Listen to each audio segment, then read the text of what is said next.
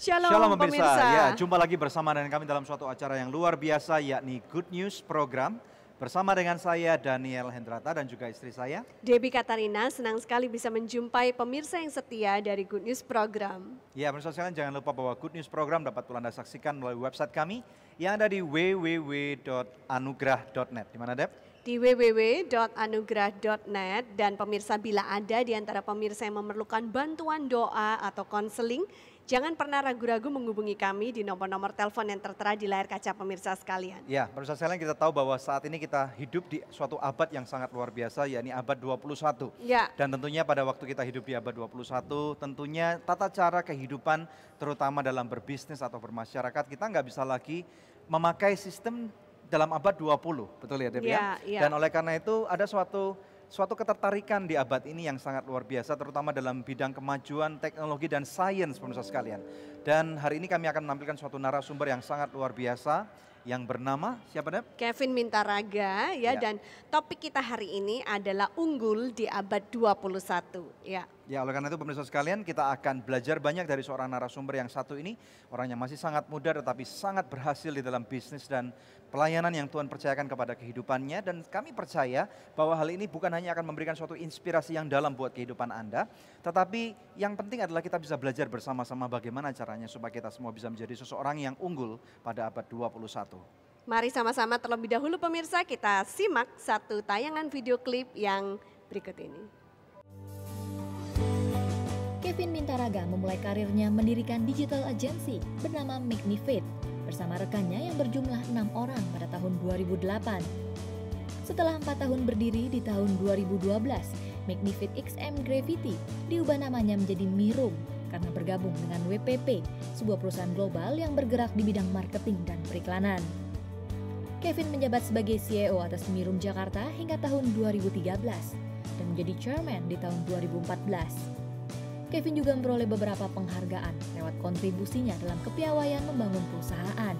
Salah satunya adanya dari Ernst & Young sebagai Entrepreneur of the Year 2013. Kini Kevin membangun usaha terbarunya yaitu Bright Story. Kevin membangun Bright Story berdasarkan pengalaman persiapan pernikahannya yang mengalami kesulitan untuk menemukan vendor dalam pernikahannya. Apa yang menjadi rahasia dari seorang Kevin Mintaraga sehingga di usia mudanya telah banyak meraih kesuksesan? Saksikan kisah Kevin Mintaraga dalam episode Good News Unggul di abad 21. Ingat, saya pertama kalinya berdoa dengan penuh hati. Saya cuma bilang, Tuhan, kalau memang Tuhan itu ada, tidak perlu rubahkan keadaan kondisi di sekitar saya, tapi tolong rubahkan saya.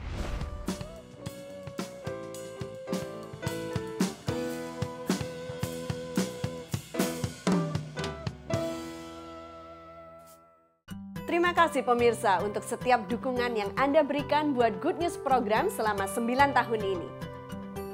Kami mengundang Anda untuk menjadi partner rohani kami dalam mengabarkan kabar baik. Hubungi kami di nomor telepon yang tertera di layar kaca pemirsa, atau Anda juga dapat memberikan taburan Anda di nomor rekening yang berikut ini. Untuk setiap taburan yang Anda berikan, Anda memastikan kelangsungan Good News Program, juga program-program sosial kami lainnya. Terima kasih dan Tuhan Yesus memberkati.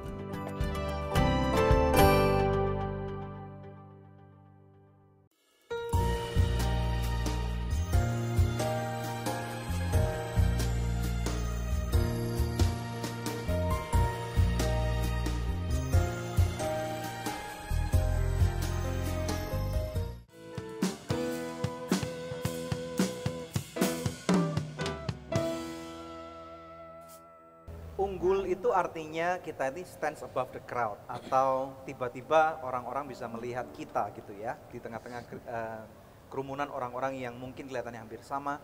Dan hari ini pada topik unggul di abad 21 ini kita menampilkan seorang narasumber yang masih muda, tetapi orang ini adalah orang yang sangat berhasil dan sangat akan memberkati kita sekalian. Silakan. Ya, ada Kevin Mintaraga di studio. Shalom. Halo. Kevin, apa Shalom, kabar? Baik. Thank you for coming ya. Thank you, my pleasure. Nah, mau perkenalan dulu nih sama Kevin ya. Silakan memperkenalkan diri. Ya, Pemirsa, nama saya Kevin Bintaraga. Saya tahun ini berumur 30 tahun. Saya sudah menikah dengan istri saya, Nastasia Saputra. Kami sudah menikah selama 3 tahun. Dan saya mempunyai seorang putra namanya London. Sekarang lagi lucu-lucunya. London? Ya. Why London? London. Kenapa kok London? Lucu aja, nanti misalkan punya lagi bisa nama kota yang lain. Brisbane, Melbourne, Misalkan, New ya. York gitu ya. Paris. Wah. Something like that. Rencana cita-citanya punya berapa anak? Pengennya mungkin 3 kali ya. 3 ya? Uh-uh. Oke, good. Nah, kalau kita baca Kevin ini dulu adalah seorang gamer, tapi Yeah. kemudian hari ini menjadi entrepreneur yang berhasil gitu Yeah. ya. Gimana nih proses transformasinya dari seorang gamer sampai menjadi entrepreneur? Oke, yang pasti proses perubahannya ini nggak lain dari campur tangan Tuhan ya. Ya. Karena pada tahun 2006 waktu itu saya masih kuliah di Melbourne di Australia. Di sana saya kuliah nggak benar-benar serius kuliah, saya kebanyakan main game. Main game apa? Banyak, saya main game sangat kompetitif, saya main Counter Strike, main Warcraft dan lain sebagainya. Oke. Nah, sampai sebenarnya saya main game itu dari SMP sampai saya kuliah saya main mulu. Sampai pada saat tahun bulan April itu saya ingat sekali saya dapat telepon dari ibu saya yang beritahu bahwa ayah saya kena stroke di Jakarta. Wow. Dan pada saat itu berita tersebut diperparah dengan ayah divonis tidak bisa kerja lagi dan keluarga harus mengeluarkan biaya pengobatan yang besar. Ya. Sehingga ibu saya juga memberitahu bahwa saya sudah tidak dapat dibiayai kuliah gitu. Sehingga pada saat itu saya masih semester 6, saya harus kembali ke Jakarta dan terus terang waktu itu saya juga tidak menyelesaikan SMA saya karena saya langsung lompat ambil sertifikat. Jadi ijazah saya terakhir kalau saya hari ini apply pekerjaan adalah ijazah SMP. Wow, disaster ya. Ya. IP kamu sendiri waktu itu berapa? 2,1. Oke. Ya. Borderline ya. Oke. Iya, saya karena main gamenya itu. Kebanyakan main game. Oke. Nah, Ya. terus menjadi entrepreneur hari ini. Ya. Mulai bekerja di tahun berapa? Saya mulai bekerja tahun 2006 waktu itu ya. Jadi Oh, waktu pulang langsung kerja ya? Iya, pulang saya jujur aja waktu saya pulang saya itu pasrah ya. Karena saya benar-benar tidak menguasai bidang kuliah saya dan pada saat itu memang orang tua pun juga sudah dia bisa biaya apa-apa gitu kan. Jadi waktu papa stroke kamu harus pulang, kamu kira-kira berapa lama nih kamu nunggunya untuk pulang ke Jakarta? 2 bulan ya 2 karena bulan. nah, Nah, 2 terus bulan sampai kemudian saya pulang. sampai Jakarta kamu pasrah. Dalam benak kamu apa? Dalam benak saya jadi supir Bluebird. Nah, karena saya bisa nyetir. Ya. Taksi, oke. Dan saya dengar That's the worst ya. Ah. The worst scenario ya. ya yang realistis ya mungkin di Ya. benak saya karena kan saya tidak terekspos dengan dunia pekerjaan. Saya bisa menyetir, saya pikir saya tidak punya ilmu komputer atau apapun gitu kan. Karena saya kuliah saya main-main waktu itu. Tapi kemudian kamu membentuk suatu perusahaan yang baru ya, yaitu digital marketing company ya. Nah, itu gimana awal mulanya bisa terbentuk? Basically ada prosesnya dulu. Yang pertama saya sempat bekerja dengan teman saya selama 3 bulan ya. Saya bersyukur diterima bekerja dengan dia sebagai marketing eksekutif Di perusahaan apa tuh? di perusahaan graphic design ya. Ya. Kemudian setelah 3 bulan saya memutuskan saya ketemu dengan beberapa kenalan baru gitu ya, yang percaya bahwa saya punya bisnis ide yang cukup baik sehingga akhirnya mereka mendanai saya gitu ya untuk Kevin coba aja bikin bisnis ini gitu. Nah itu adalah bisnis pertama saya di mana bisnisnya lebih ke outdoor advertising. Jadi buat billboard. Buat seperti billboard tapi lebih ke mall dan interaktif billboard sifatnya. LCD, LED maksudnya. LED interaktif Ya, gitu. ya. Jadi kayak misalnya di lantai ada screen, ada gambar lapangan sepak bola, Ya, bisa ya. Oh, dimainin. yang bolanya oleh- bisa dimainin itu, iya, oke. iya. Oke. Kemudian? Teknologi baru waktu itu saya jalani selama setahun sebelum akhirnya saya merintis perusahaan selanjutnya yaitu yang sekarang disebut dengan Mirum atau XM Graffiti. Ya. Nah, dalam proses ini sebenarnya waktu itu kan tentunya nggak mudah ya. Menurut kamu ada hal-hal apa yang sebenarnya merubah kehidupan kamu gitu Oke. dalam masa-masa itu? Dari dulu saya itu agnostik ya, saya tidak peduli ada Tuhan atau tidak gitu kan. Ya. Tapi pada saat saya down, pada saat yang bersamaan saya banyak sekali aspek kehidupan saya yang juga down pada saat itu. Selain daripada education, family financial. Jadi benar-benar kamu merasa hari itu masa depan suram? Suram. Nah, Suram ya? Oke. Saya ingat saya pertama kalinya berdoa dengan penuh hati. Saya cuma bilang, Tuhan kalau memang Tuhan itu ada, tidak perlu rubahkan keadaan kondisi di sekitar saya, tapi tolong rubahkan saya, sehingga saya bisa punya kemampuan untuk merubahkan keadaan di sekitar saya. Dari situ, besokan harinya saya mengalami jamaah Tuhan, saya bisa share further nanti, tapi sejak hari itu berubah, cara pikir saya dirubahkan. Dan dari sejak itu ya saya mencari siapa ini Tuhan yang merubahkan hari-hari saya. Gitu. Lalu kemudian kamu mengalami perjumpaan seperti apa dengan Tuhan itu sendiri? Ya, jadi pada saat itu setelah saya pagi berdoa, kan cara pikir saya dirubahkan, di mana pagi itu saya melakukan pindahan rumah dari rumah yang lama ke yang baru di Melbourne gitu kan. Kemudian saya merasa very energetic, very optimistic melihat dunia, dan sorenya saya dikabari oleh ibu saya bahwa operasi ayah saya di Jakarta berhasil dan dia sudah siuman. Gitu. Saya bisa bilang bahwa ini coincidence aja atau memang ini adalah jawaban dari doa saya. Tapi saya percaya bahwa ini adalah jawaban dari doa saya, dan saya bilang nanti kalau saya balik di Jakarta, tolong pimpin saya untuk mencari siapa Tuhan yang benar. Tuhan yang sudah menjawab doa saya tersebut. Oke. Nah, pemirsa tetap stay tune bersama dengan kami. Setelah break, kita akan lanjut lagi mendengarkan kesaksian dari Kevin Mintaraga. Stay tune bersama kami dalam Good News Program. Di dalam setiap bisnis itu ada blue ocean, di mana lautan biru yang tenang, yang kalau bisnis di sana tuh enak banget. Nggak diganggu banyak kompetitor.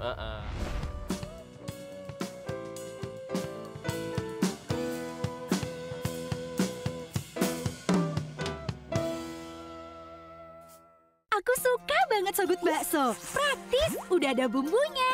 Ada bakso sapi, ayam, ikan, dan udang. Dari daging pilihan. Sogut Bakso is very good. Sogut Seafood. Sekarang zamannya Sogut Seafood. Ada ebi katsu, ebi panko, sumai, dan golden money bag. Makan jadi lahap-hap. Seafood sehat dan enak, cuma Sogut jagonya.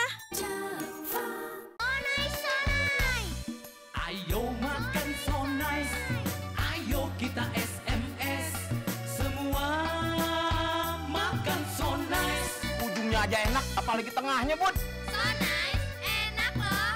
SMS, semua makan so nice. SMS, semua makan so nice. So nice, enak bermutu. Dari So Good Food.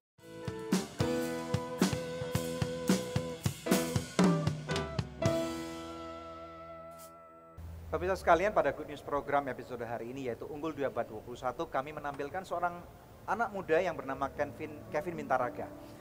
Dia pernah bekerja di suatu perusahaan orang dan digaji hanya sekitar 1 juta rupiah di tahun 2008, dan kemudian dia membuka satu perusahaan yang baru selama beberapa tahun, dan kemudian sampai akhirnya bisa dibeli oleh sebuah investor dari luar negeri dengan harga jutaan US dollar. Kita tampilkan Kevin Mintaraga. Silakan. Ya, nah itu tentunya luar biasa ya Kevin. Kamu punya satu katakanlah strategi bisnis yang mungkin perlu pemirsa pelajari gitu, karena bisa mengembangkan sebuah perusahaan dari yang nol, nggak ada klien sama sekali, sampai akhirnya bisa dibeli dengan harga yang begitu luar Fantastis. biasa ya. Gimana itu? Bagikan strategi kamu. Saya dari dulu saya suka dengan unpopular business, ya, bisnis yang tidak populer dan boleh dibilang masih blue ocean, peluangnya masih besar. Pada saat tahun 2007 saya punya teman yang bekerja di perusahaan elektronik terkemuka. Dia bilang bahwa prinsipal dia dari Eropa meminta dia untuk spend ke internet untuk advertising sebesar 5% dari budgetnya. Ya. Dan pada saat itu saya melihat ada opportunity karena perusahaan sebesar dia tidak tahu mau spend ke siapa. Kemudian saya melakukan research lebih jauh dan saya menemukan bahwa internet advertising expenditure pada saat itu sebesar 100 miliar. Di-compare dengan total industri 40 triliun. Jadi semua advertising di semua Indonesia, advertising 40 Indonesia triliun. 40 triliun. Wow. Hanya 0,25%. Ya.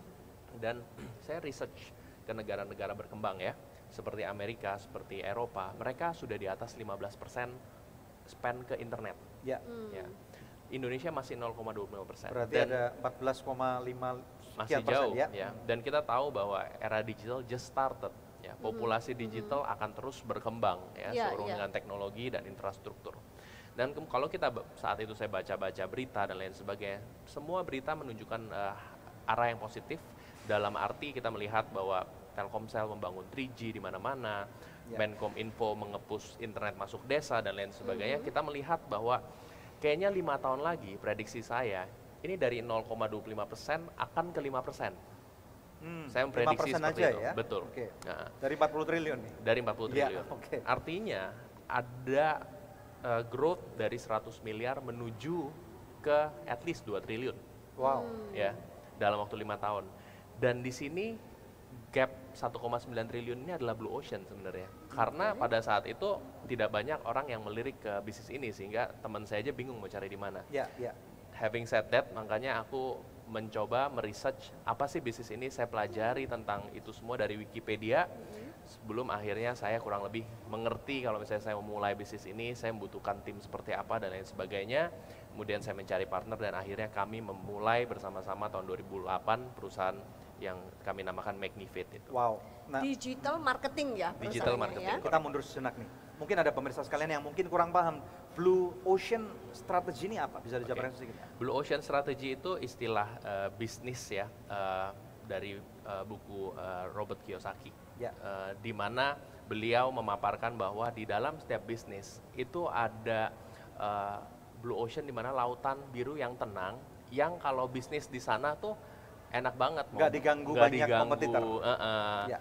Bisa berenang kemana aja sepuasnya dan lain sebagainya gitu loh. Ya.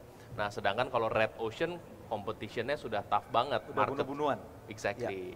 Market size-nya besar tapi kompetisinya mungkin juga besar. Nah itu Ya, udah Red ya. Ocean. Oke. Tapi menemukan secara Blue simpel Ocean seperti itu yang ya. tepat itu perlu tuntunan Tuhan berarti ya. Iya, tentunya kita juga perlu mengkonfirmasi ya apa yang kita rasa Blue Ocean dengan apa yang memang rencana Ya. Tuhan dalam hidup kita. Berbicara tentang rencana Tuhan nih, apa yang seorang Kevin lakukan pada zaman-zaman itu, kamu belum seberhasil sekarang, bagaimana kehidupan kerohanian kamu untuk sehingga kamu bisa afirmatif bahwa ini yang jalan Tuhan buat kamu gitu. Oke, pada saat itu yang pasti saya berdoa ya. Ya. Saya berdoa dan saya merasa damai dan saya merasa ada suara yang berkata bahwa ini Magnifit ini adalah kapalku. Kamu tuh cuma aku pakai sebagai nahkodanya aja. Jadi jangan Tuhan bilang khawatir. gitu. Iya. Kemudian saya ingat ayat di mana ada murid Tuhan Yesus yang mencoba berjalan di atas air gitu kan. Iya, iya. Bahwa kalau misalkan ada Tuhan di belakangnya, dia bisa stand firm gitu. Oke. Kita ingin belajar juga dari Kevin untuk pemirsa juga yang di rumah yang mungkin baru memulai bisnisnya, merintis ya. Nah ada hal-hal yang Kevin lakukan waktu saya pelajari bahwa kamu rencana pergi ke satu conference yang hadir 1.000 orang. Nah sebelum berangkat ke conference itu kamu sudah mempelajari daftar nama mereka dan kamu ingin ketemu 100 diantaranya yang adalah potential clients untuk masa depan. Ya. Nah selama di conference kamu pentelengin itu name tag dan akhirnya ketemu 52 ya. Nah ini satu hal yang unik yang mungkin orang lain pergi ke conference tapi tidak berpikir akan melakukan hal yang kamu lakukan. Bisa share tipsnya sama kita?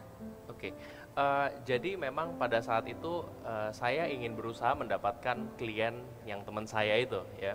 Tapi siapa kita perusahaan baru tidak dikenal gitu kan untuk kita dipercaya untuk kasih proyeknya juga tidak semudah itu gitu kan. Saya harus membangun portfolio gitu kan. Ya.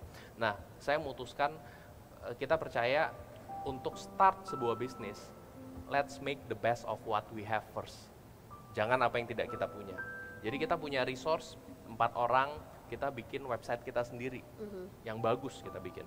Dengan modalkan website ini, saya confident untuk berjualan. Jadi ini Ya kan? istilahnya covernya dulu ya. Covernya. Oke, kita tunda dulu sini ya. Correct. Oke, terus sekalian ini sesuatu yang menarik sekali. Saya percaya Anda ingin mendengarkan lebih lanjut daripada pembelajaran daripada Kevin Mitaraga, tetapi ada satu pasang artis yang masih muda dan mereka akan memberkati setiap daripada kehidupan Anda sekalian. Stay tune hanya di Good News Program.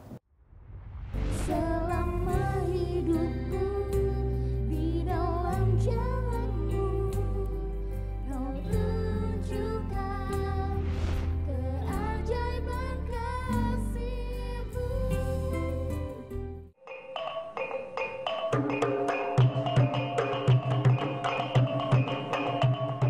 Adalah sedikit piala yang kami bikin. Kita ada 3 kategori, murid yang paling pandai, murid yang paling rajin, dan murid yang paling berkembang. Dan Bang melihat bahwa murid yang paling berkembang ini adalah Nofrisa. Jadi patut untuk dia tahun ini untuk menerima penghargaan ini.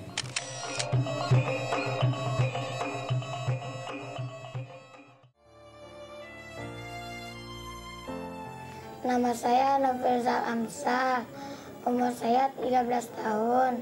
Saya anak kedua dari 3 bersaudara.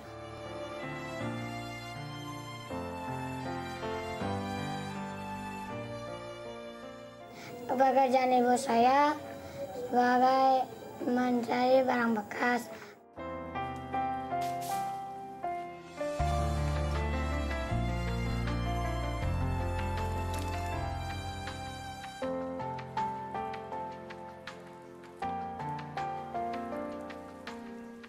Ayah saya buruh bangunan. Saya mengucap terima kasih kepada donatur adikku saya yang telah membantu saya bisa tetap sekolah. Terima kasih donatur, Tuhan Yesus memberkati.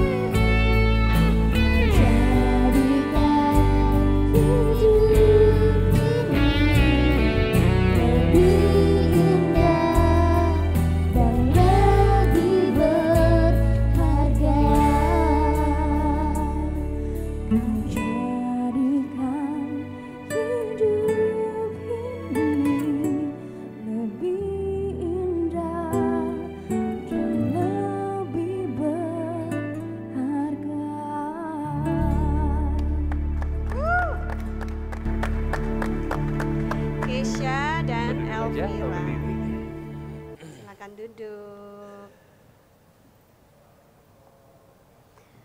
Oke. Halo Keisha, ketemu lagi. ya Keisha. Keisha sekarang umur berapa ya? Mau jalan 14. Mau jalan 14. Jalan kemana? Oke. Anyway, Ya. welcome back Keisha dan Elvira. Vira aja. Vira aja. ya, Elvira Natali.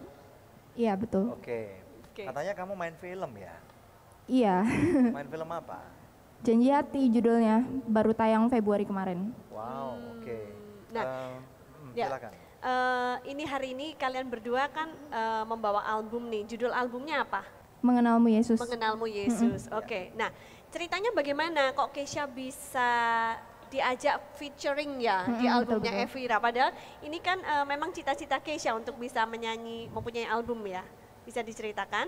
Jadi waktu itu aku lagi pelayanan di Lampung. Terus baru nyampe mamanya Cevira itu lagi telepon sama Ko Jason. Terus habis itu aku diajak buat nyanyi di albumnya Cevira. Ya, bagi Vira sendiri pada waktu kamu bertemu dengan Keisha, perasaan kamu atau apa yang kamu dengar ini gimana? Jadi sebenarnya awalnya banget, Ya. aku tuh nggak pernah ketemu Keisha, baru kemarin pas mau rekaman baru Oke, ketemu gitu. oke. Terus kemudian? Terus ya kayak yang diceritain sama mamaku gitu. Keisha tuh anaknya luar biasa, semangat hidupnya tinggi gitu, dan menginspirasi banyak orang lah, termasuk aku juga. Ya, kamu sendiri sekarang usianya berapa? Mau 19. Good. Dan masih kuliah ya? Ya, semester 2 di Prasetya Mulia. Kok bisa sampai kamu main film gimana ceritanya? Oh, itu sih aku kan penulis novel. Waktu SMA aku buat novel romance teen lead gitu, judulnya Janji Hati. Ya, terus kemudian aku novelku mau diadaptasi gitu, dan aku kan gabung sama ada namanya Rumah Terindah. Itu tuh punyanya Rudi Sudjarwo. Ya. Rudi Sudjarwo, kemudian aku gabung ikut kelas acting segala macam. Ya udah aku juga ikut di situ jadinya. Gitu sih. Wow, kita kenalan artis terkenal. Iya. Luar biasa sekali. Artis muda. Ya, yang baru. prospektus. Nanti kalau udah ngetop banget dapat Piala Citra, jangan lupa mampir ke Good News lo ya. Iya. Keisha kegiatan sehari-harinya apa sekarang? Sekolah. Sekolah? Les. Oke. Kelas berapa sekarang sekolahnya? Kelas 1 SMP. 1 SMP. Makin sulit nggak pelajarannya? Sulit sih. Tapi tetap semangat ya. Oke, nah sukses buat Keisha, buat Elvira juga, buat album Sukses. barunya ya. Suaranya luar biasa dan pasti Iya, akan memberkati sangat banyak orang ya. memberkati. Terima kasih sudah mampir di Good News Program ya. Nah, pemirsa, ini saatnya kuis yang selalu dinanti-nantikan oleh pemirsa sekalian. Pertanyaannya adalah, siapakah dua penyanyi cilik yang hari ini hadir untuk bernyanyi di Good News Program? Yang satu nggak cilik lagi sih. Iya, penyanyi remaja kita hari ini yang sudah tampil di Good News Program. Ya, Anda bisa mengikuti kuis ini dengan mengirimkan jawabannya melalui SMS atau melalui email ke goodnews@anugerah.net dengan format seperti ini. Nama, alamat lengkap, dan jawabannya. Bila Anda kirimkan lewat email, sertakan juga nomor HP Anda, maka kepada 10 orang pemenang terpilih, kami akan mengirimkan masing-masing sebuah CD persembahan dari Elvira dan Keisha. Pemirsa tetap stay tune bersama dengan kami akan membawa lebih banyak good news lagi setelah kami kembali dari break. Dan kalau mereka itu punya passion, artinya ada potensi dalam diri mereka yang potensi itu akan keluar ketika mereka mendapatkan challenge yang tepat. Sehingga ketika mereka melakukan sesuatu sesuai dengan passionnya mereka akan menghasilkan output yang baik.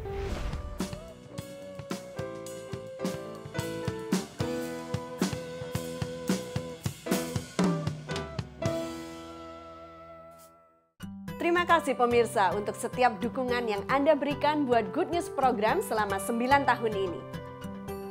Kami mengundang Anda untuk menjadi partner rohani kami dalam mengabarkan kabar baik. Hubungi kami di nomor telepon yang tertera di layar kaca pemirsa, atau Anda juga dapat memberikan taburan Anda di nomor rekening yang berikut ini. Untuk setiap taburan yang Anda berikan, Anda memastikan kelangsungan Good News Program, juga program-program sosial kami lainnya. Terima kasih dan Tuhan Yesus memberkati.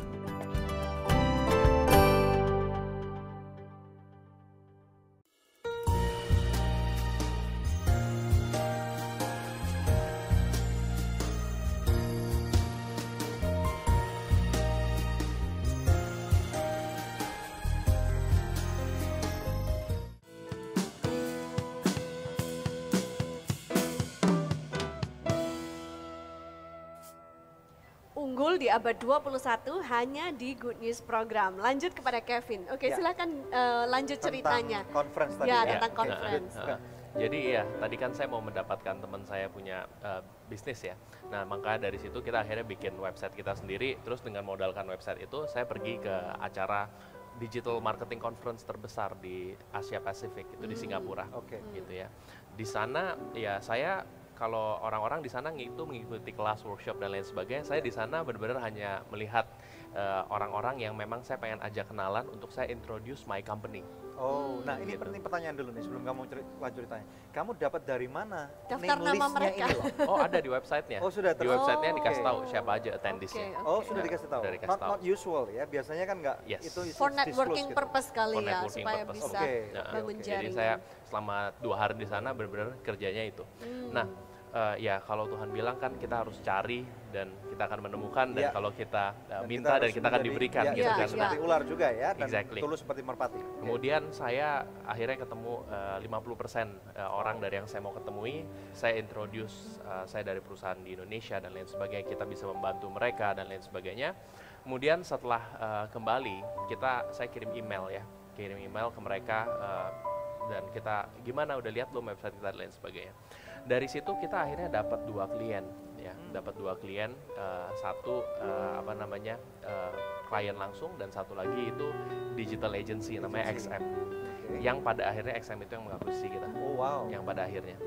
Nah, dari situ mereka kasih proyek-proyek kecil ya, untuk bikin banner dan lain sebagainya, di mana kita kerjakan, dan memang kalau kita setia terhadap perkara kecil, kita pasti dipercayakan perkara yang lebih besar ya. Jadi dari situ kita melakukan hal yang excellence, kita deliver, mereka happy, mereka keep coming back with more work. Nah, pada waktu orang-orang ini mulai datang ke kamu 2 perusahaan ini, ada berapa tim yang kamu punya dalam tim kamu? Waktu itu sekitar 6 orang mungkin. Cuma 6 orang? 6 orang. Mereka ini fungsinya apa? Mereka itu ada designer, ada project manager, ada client relationship, dan ada programmer. Tetapi timnya, leadernya kamu? Iya, saya. Kemudian lanjut? Iya, gitu. Sehingga akhirnya ya kita dapat klien dari multinasional yang pada akhirnya dengan bermodalkan itu, saya bilang ke teman saya, kita punya klien multinasional loh. Nih, lihat dari Singapura, pekerjaan kita walaupun hanya banner dipakai di Southeast Asia dan lain sebagainya, sehingga akhirnya dia berhasil mengconvince atasannya untuk memakai kita. Dan pada saat itu karena mereka salah satu advertiser terbesar, dan pekerjaan kita akhirnya ada di website-website seperti Yahoo, Detik dan lain sebagainya. Orang melihat nih siapa yang kerjain gitu. Oh, yang kerjain McNifit. Jadi makin maju ya. Makin dikenal ya. Dan dari situ akhirnya word of mouth, banyak klien datang kita pengen kenalan dan lain sebagainya, sehingga akhirnya bisnis kita mulai bertumbuh dari situ seiring dengan pertumbuhan yang tadi saya bilang dari 0,25% menuju 5%. Dan 5% ini memang tercapai? Memang tercapai, tahun lalu sudah 3 triliun. Wow. Ya. Oke, terus kemudian? Nah, bicara masalah ini tentang keberhasilan suatu bisnis. Ini tentunya nggak terlepas dari leadership quality. Iya. Nah, kamu bisa ceritakan sedikit nggak leadership style macam apa yang Kevin terapkan di perusahaan yang mulai dari kecil kemudian diakuisisi oleh perusahaan asing sampai sekarang? Oke. Jadi visi saya itu dari dulu tidak pernah mau bikin perusahaan digital marketing terbesar atau apa, tidak pernah. Visi saya adalah memfasilitasi orang-orang yang punya passion, punya interest di bidang digital marketing. Ya, kenapa kok nggak mau jadi yang terbesar? Karena kan dunia ngajarin kamu harus jadi yang nomor 1 gitu. Tapi Tuhan saya ngajarin saya harus melayani. Jadi saya ditempatkan sebagai leader, yang artinya saya harus melayani kolega-kolega saya untuk mereka bertumbuh, berkembang sesuai dengan potensi mereka. Iya, iya. Dan jadi leadership style macam ini kamu lalu bagaimana kamu nerapin ke dalam? Oke. Jadi yang saya lakukan adalah saya bisa memiliki bisnis insting bahwa where the market is shifting, where market maunya apa. Dan dari market maunya apa, saya punya tim yang passionate di sini kan. Saya punya blueprint yang dari awal saya buka sampai saya 7 tahun kemudian, di mana blueprint itu adalah one-on-one interview saya dengan setiap employee, di mana saya mengenal siapa mereka, passion mereka apa, mereka mau jadi apa 3 tahun lagi, orang tua mereka, background mereka apa, seperti dan lain sebagainya. Saya punya itu, dan itu adalah blueprint yang pada akhirnya seperti bidak catur gitu ya. Ini akhirnya saya racik menjadi sebuah strategi. Oh, kamu sukanya social media ya, kita bikinin divisi khusus misalnya buat kamu dan lain sebagainya. Dan kalau mereka itu punya passion, artinya ada potensi dalam diri mereka, yang potensi itu akan keluar ketika mereka mendapatkan challenge yang tepat. Sehingga ketika mereka melakukan sesuatu sesuai dengan passionnya mereka akan menghasilkan output yang baik. Ketika output yang baik ini diterima oleh klien most likely akan happy, dan kalau klien happy, mereka akan spend more ke kita akan increase profitability, sehingga kita bisa memberikan yang lebih baik lagi untuk our colleague gitu, sehingga happiness cycle ini bertumbuh dan berkembang menjadi culture. Jadi Kevin itu percaya bahwa sebuah bisnis itu bukan saja mencari keuntungan, tapi lebih daripada itu adalah bagaimana untuk mempunyai hubungan yang baik dengan kolega, yaitu orang-orang yang bekerja bersama dengan kamu. Nah, itu mudah dilakukan kalau jumlah karyawan masih sedikit gitu kan ya. Nah, sekarang hari ini sudah 200 karyawannya. Bagaimana bisa melakukan one on one seperti itu setiap hari? Yang pasti itu sulit untuk dilakukan, karena terakhir saya melakukan one on one adalah tahun 2013, di mana saya selama 4 bulan nggak melakukan apa-apa, cuma di kantor ngelakuin interview minimal 1 jam dengan 1 orang. Nah, jadi poinnya adalah kita sebagai leader, kita juga harus menggroom atau mencari leader dengan value yang sama, sehingga mereka juga bisa punya value yang sama, sehingga akhirnya bisa ditularkan apa yang kamu punya dan bisa mengangkat mereka. Exactly, dan mereka pun ketika mereka merekrut seorang, mereka sudah punya certain checkbox orang-orang seperti apa yang mereka perlu tahu value-nya, sehingga we hire the same. Bicara masalah kesuksesan, Kevin Bintaraga pernah gagal nggak? Sering.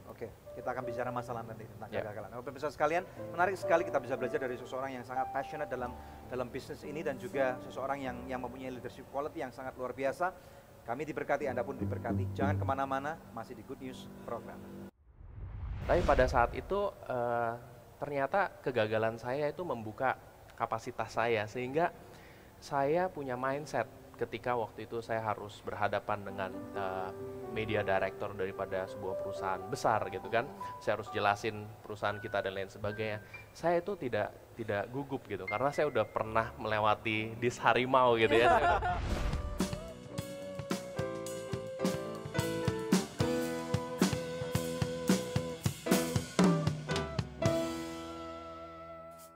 Aku suka banget Sogut Bakso. Praktis, udah ada bumbunya. Ada bakso sapi, ayam, ikan, dan udang. Dari daging pilihan. Sogut Bakso is very good. Sogut Seafood. Sekarang zamannya Sogut Seafood. Ada ebi katsu, ebi panko, sumai, dan golden money bag. Makan jadi lahap-hap. Seafood sehat dan enak, cuma Sogut jagonya. Ayo makan so nice, ayo kita SMS, semua makan so nice. Ujungnya aja enak, apalagi tengahnya, Bud. So nice, enak loh. SMS, semua makan so nice. SMS, semua makan so nice. So nice, enak, bermutu. Dari So Good Food.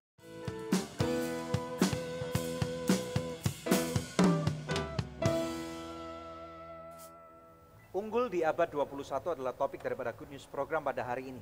Nah, saya percaya kalau orang pernah berhasil, tentunya di dalam keberhasilan kadang-kadang juga Tuhan mengizinkan kegagalan. Nah, Kev, pernah gagal nggak di dalam masa-masa yang istilahnya orang lihat sekarang Kevin ini suatu sosok yang sangat dikenal, very stable, tapi dalamnya bisa cerita sedikit tentang kegagalan? Yang pasti kegagalan sering banget ya. Tapi mungkin kalau saya percaya nggak ada kata kegagalan, either you win or you learn. Or you learn, that's good. There is no losing. Gagalan seringkali diartikan lose gitu kan. Nah, aku nggak percaya itu.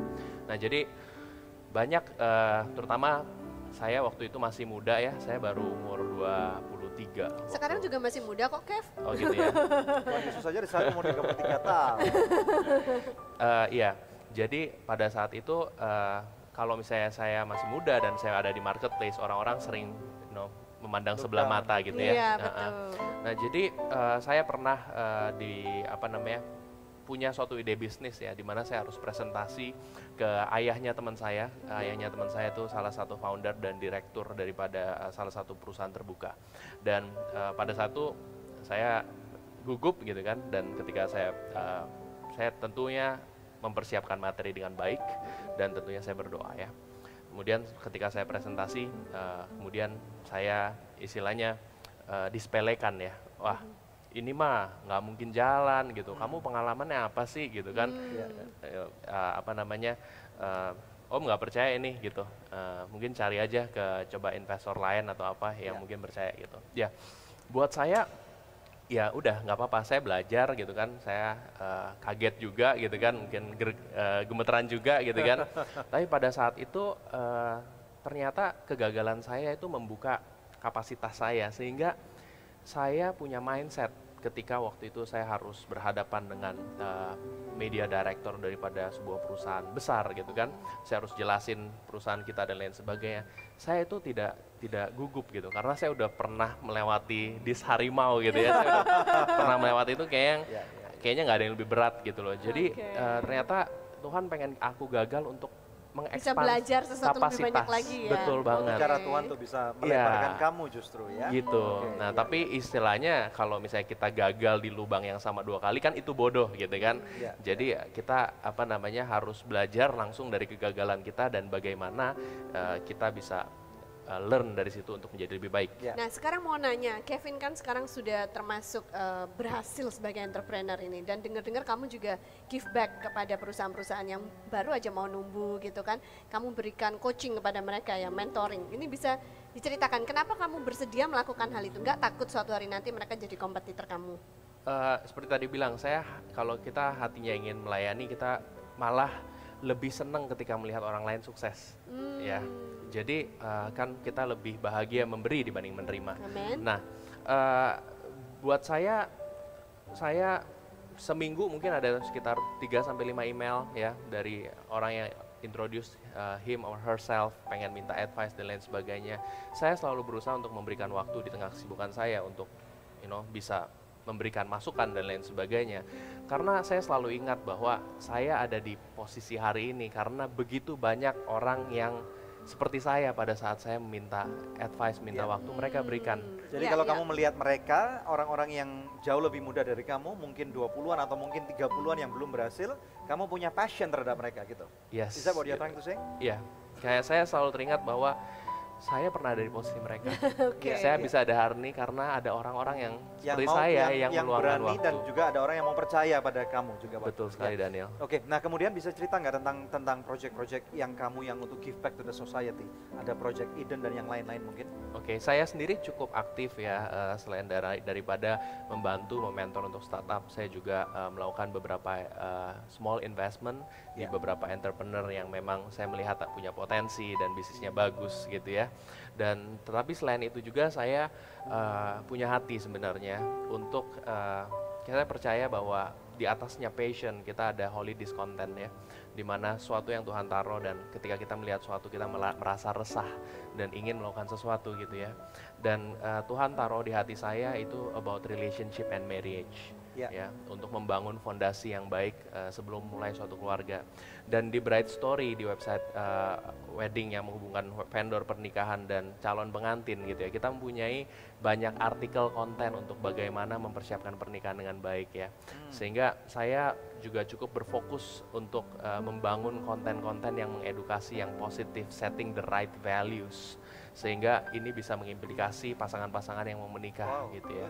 Good. So that's behind it ya. Yes. Okay, good.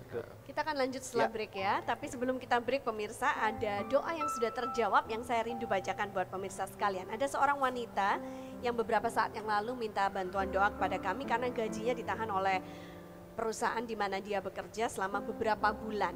Dan dia juga sedang bergumul untuk mempunyai momongan. Setelah kami doakan, beberapa bulan kemudian dia mengirimkan SMS kembali dan berkata, "Puji Tuhan, gaji sudah saya ambil. Dan saya mau berterima kasih kepada Tuhan Yesus karena Tuhan menjawab doa saya mengenai momongan yang beberapa bulan sebelumnya saya pernah mengirimkan SMS untuk meminta dukungan doa.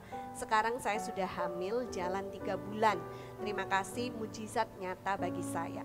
Pemirsa, kalau Tuhan sanggup menjawab pergumulan doa dari saudari kita tadi, Tuhan juga sanggup menjawab pergumulan Anda, apapun juga bentuknya. Hubungi kami di nomor-nomor telepon yang tertera di layar kaca pemirsa sekalian, karena tim konseling dan doa kami siap untuk melayani Anda. Pemirsa tetap stay tune bersama dengan kami akan kembali lagi dalam Good News program. Jangan minta kekayaan pemirsa sekalian, tetapi mintalah hikmat. Ya, minta hikmat, minta keberhasilan dan bukan kekayaan. Karena kalau Anda cuma minta kekayaan dan Anda tidak minta hikmat, maka Anda akan hidup di dalam kehancuran pemirsa sekalian.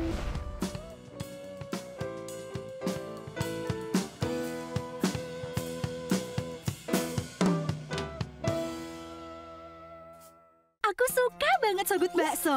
Praktis, udah ada bumbunya. Ada bakso sapi, ayam, ikan, dan udang.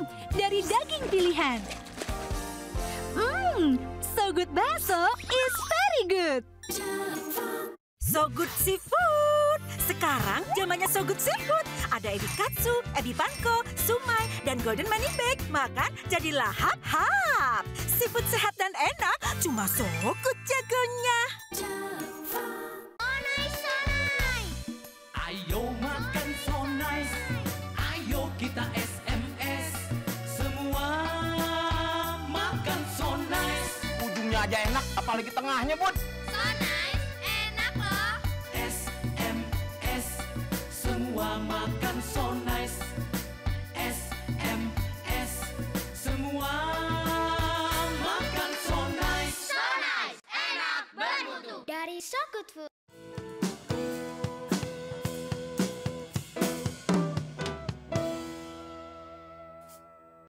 Unggul di abad 21 hanya di Good News program. Kembali kepada narasumber kita, Kevin Mintaraga. Oke, Kev, mungkin bisa memberikan kata-kata dorongan kepada pemirsa yang ada di rumah ya. Kemungkinan ada di antara mereka yang lagi memulai suatu bisnis dan dalam tahap pioneering ini atau perintisan ini banyak di antara mereka yang mengalami kesulitan. Silakan memberikan dorongan pada mereka. Aku percaya ya bahwa kalau misalkan kita melakukan sesuatu dengan baik, dengan benar, dan dengan berdoa gitu ya, walaupun hasilnya itu gagal, aku percaya bahwa your rejection might be your direction gitu ya, dan jangan sampai itu menggoyahkan iman saudara, karena dengan iman there is a lot of thing yang sepertinya tidak mungkin menjadi mungkin, dan dengan iman juga perlu didrive dengan specific action gitu ya, sehingga iman itu akhirnya berbuah menjadi sebuah mujizat. Ya, dan bagi orang-orang yang mungkin baru pioneering bisnis yang baru, misalnya ada kata-kata kekuatan buat mereka? Ya, buat aku yang paling penting kalau mulai suatu bisnis yang baru, ada cari banyak mentor yang bisa membantu memberikan nasihat-nasihat dari segala macam aspek, karena bisnis itu aspeknya luas ya, mulai dari accounting, tax, finance, marketing, legal, dan lain sebagainya, dan saya percaya tidak ada Superman yang menguasai itu semua. Jadi carilah mentor-mentor yang bisa memberikan nasihat terbaik dari semua aspek. Good. Oke, Thank you, terima Kevin. kasih Thank you Kevin for your buat time, ya. waktunya. It was really amazing ya. Thank you. Good, puji Tuhan. Thank you. Senang sekali bisa berjumpa dengan orang-orang yang luar biasa dipakai Tuhan dalam bidang-bidang yang hebat. Oke, pemirsa sekalian, bagaimana dengan Anda? Saya percaya Anda pun ingin menjadi orang-orang yang unggul di abad 21 ini. Dan tentunya kita bisa belajar banyak daripada firman Tuhan. Mari kita buka bersama-sama daripada kitab 1 Tawarikh 4 ayat 9 dan ayat 10. 1 Tawarikh 4 ayat 9 sampai dengan 10, firman Tuhan berkata, Yabes lebih dimuliakan daripada saudara-saudaranya. Nama Yabes itu diberi ibunya kepadanya sebab katanya, aku telah melahirkan dia dengan kesakitan. Ayat 10, Yabes berseru kepada Allah Israel katanya, kiranya engkau memberkati aku berlimpah-limpah dan memperluas daerahku. Dan kiranya tanganmu menyertai aku dan melindungi aku daripada malapetaka. Sehingga kesakitan tidak menimpa aku dan Allah mengabulkan permintaannya itu. Pemirsa sekalian, kita tahu di dalam firman Tuhan seseorang yang bernama Yabes, itu namanya cuma disebutkan 2 kali di dalam ayat yang baru saja kita baca bersama-sama. Dan tahukah Anda arti nama Yabes sebenarnya bukan suatu nama yang baik, karena secara harafiah artinya namanya adalah sakit atau gugur atau gagal. Nah tentunya pada waktu ada orang yang cukup waras pikirannya tidak akan pernah memberikan nama anaknya itu gagal atau buruk atau jelek atau sial gitu pemirsa sekalian ya. Nah intinya siapapun Anda di dalam kehidupan ini, jangan berpaku kepada apa yang entah masa lalu Anda telah tanam atau bahkan orang tuamu yang mungkin keputusan-keputusan yang tidak baik yang pernah tanam atau hal-hal yang merupakan kesialan bagi saudara. Ya, selalu percaya bahwa Tuhan punya rencana yang indah bagi kehidupan saudara, siapapun Anda. Walaupun mungkin hari ini Anda sedang di tengah-tengah kemerosotan ekonomi, kegagalan ataupun kebangkrutan sekalipun. Nah, lihat apa yang Yabes lakukan. Di sana dia dikatakan, ya, di ayat 10, dia berdoa terlebih dahulu. Nomor 1, terlebih dahulu ingat Tuhan, pemirsa sekalian. Anda mungkin orang yang gagal hari ini. Tetapi pada waktu Anda ingat Tuhan, kegagalan Anda, saya percaya adalah suatu keberhasilan yang tertunda. Kegagalan Anda suatu learning tool atau suatu proses pembelajaran yang sangat mahal harganya. Nah pada waktu engkau berdoa kepada Tuhan seperti Yabes, maka saya percaya bahwa jangan minta kekayaan pemirsa sekalian, tetapi mintalah hikmat. Ya, minta hikmat, minta keberhasilan dan bukan kekayaan. Karena kalau Anda cuma minta kekayaan dan Anda tidak minta hikmat, maka Anda akan hidup di dalam kehancuran pemirsa sekalian. Tetapi kalau Anda punya hikmat seperti Yabes katakan ini, Tuhan berkati aku. Dia memang minta berkat pemirsa sekalian ya. Kemudian berlimpah-limpah dan memperluas daerahku. Ini saya berbicara mengenai hikmat. Kiranya tanganmu menyertai aku. Yabes tahu benar pemirsa sekalian bahwa di dalam kehidupannya dia tidak mungkin berhasil dengan kekuatan sendiri. Nah, kalau Anda sudah bergantung sepenuhnya, mungkin Anda punya level pendidikan yang jauh lebih tinggi daripada kebanyakan orang. Bahkan narasumber hari ini, Kevin Mitaraga, dia punya ijazah cuman awalnya lulusan SMP, kuliah pun gak selesai pemirsa sekalian. Nah, tetapi kalau Anda hanya bergantung kepada kekuatan Anda, otak Anda, pikiran Anda, uang Anda, ijazah Anda, koneksitas Anda saja dan kemudian orang tua Anda saja. Tahukah Anda bahwa hal-hal itu tidak menjamin keberhasilan seseorang? Nah tetapi pada waktu Anda bergantung sepenuhnya kepada Tuhan, pada waktu hikmat Tuhan turun, maka Tuhan bisa berbicara, memberikan visi yang jelas kepada Anda untuk hal-hal ke depan yang mungkin Roh Kudus sudah terlebih dahulu tahu daripada kita. Nah saya lihat untuk menjadi orang-orang yang berhasil dan unggul di abad ke-21, kita tentunya perlu sikap hati yang baik, attitude.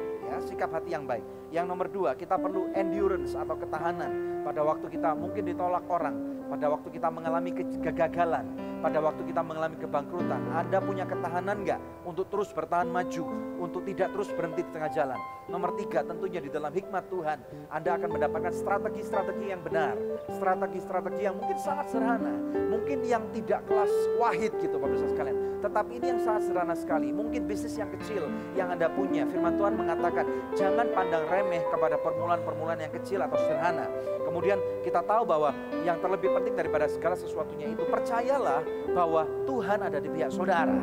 Tuhan ada di pihakmu, siapa lawan kamu? Pada waktu ada kemurahan Tuhan, pada waktu ada berkat-berkatnya Tuhan tercurah pada kehidupan saudara. Bisnis yang sangat sederhana sekalipun atau pekerjaan yang sampingan yang kecil yang mungkin dipandang remeh oleh banyak orang, tetapi itu bahkan justru dapat mempermuliakan nama Tuhan. Dan ingat pemirsa sekalian, kalau Tuhan sudah memberkati Anda, jangan lupa untuk ingat dari mana asal Anda. Ingat kepada orang-orang yang belum berhasil, ingat kepada orang-orang yang memerlukan bantuan Anda. Firman Tuhan mengatakan lebih diberkati engkau yang memberi daripada engkau menerima. Amen. Bagaimana dengan Anda? Apakah Anda tertantang untuk berdoa bersama dengan saya? Apakah Anda tertantang untuk menjadi orang-orang yang unggul pada abad 21? Kalau Anda orangnya, mari kita berdoa. Arahkan tangan Anda ke layar televisi di mana Anda menyaksikan kami hari ini. Bapa, di dalam nama Tuhan Yesus Kristus, Tuhan kami mau berdoa bagi orang-orang yang mau unggul di abad 21. Tuhan, biarlah mereka menjadi Yabes-Yabes pada abad ini yang akan kau bangkitkan di akhir zaman ini. Dan namamu dipermuliakan. Aku memerintahkan engkau, jiwa yang sudah remuk, jiwa yang sudah menyerah, bangkit di dalam nama Yesus. Aku melepaskan berkat, melepaskan urapan, endurance, ketahanan, strategi, dan terlebih lagi kemurahan dan berkat Tuhan di dalam nama Yesus. Terima pemirsa, terima. Urapan Tuhan menyertai saudara, memberi kekuatan yang baru. Dalam nama Yesus yang diberkati oleh Tuhan, bersama dengan saya, katakan amin. Haleluya. Ya pemirsa, terima kasih atas kebersamaan kita hari ini. Kami percaya Anda diberkati sama seperti kami di studio juga diberkati. Pemirsa, kami tiba saatnya untuk pamit undur, hanya untuk menjumpai pemirsa kembali di pekan yang akan datang di hari, jam, dan stasiun televisi yang sama. Saya Debbie Katarina bersama dengan suami saya Daniel Hendrata, dan jangan lupa untuk selalu cek di website kami yang dari www.anugrah.net. Terima kasih. Tuhan Yesus memberkati. Thank